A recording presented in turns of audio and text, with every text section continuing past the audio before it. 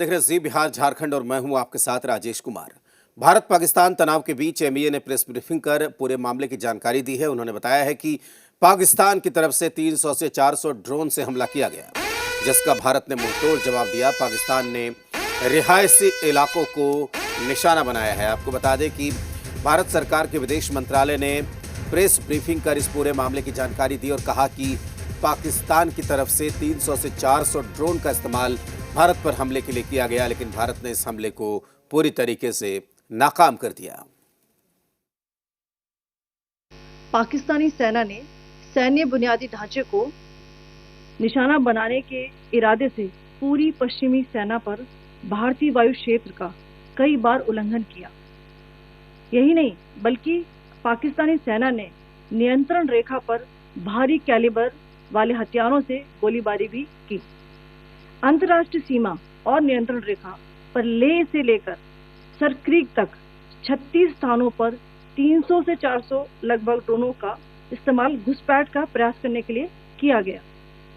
भारतीय सशस्त्र बलों ने काइनेटिक व नॉन काइनेटिक साधनों का उपयोग करके इनमें से कई ड्रोन्स को मार गिराया। इतने बड़े पैमाने पर हवाई घुसपैठों का संभावित उद्देश्य वायु रक्षा प्रणालियों का परीक्षण करना और खुफिया जानकारी इकट्ठा करना था। ड्रोन के मलबे की फोरेंसिक जांच की जा रही है। प्रारंभिक रिपोर्ट्स से पता चलता है कि वे तुर्की के असीस गार्ड सोंगर ड्रोन्स हैं। Good afternoon to you all. On the intervening night of 8-9 May 2025, Pakistan military carried out multiple violations of Indian airspace along the entire western border with an intent to target military infrastructure. Pakistan military also resorted to firing of heavy caliber weapons along the line of control. Along the international border and line of control, drone intrusions were attempted from Leh to Sarkreek at 36 locations with approximately 300 to 400 drones. Indian Armed Forces brought down a number of these drones using kinetic and non-kinetic means. The possible purpose of these large-scale aerial intrusions were to test the AD systems and gather intelligence. Forensic examination of the drone debris is being undertaken.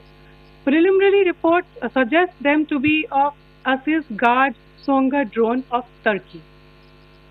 Later in the night, an armed UAV of Pakistan attempted to target Bhatinda military station, which was detected and neutralized.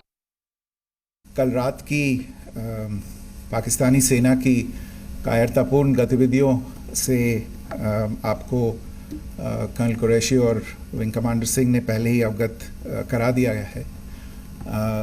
These provocative and escalatory actions that were taken by Pakistan last night were targeted at Indian cities and civilian infrastructure, in addition to some military targets.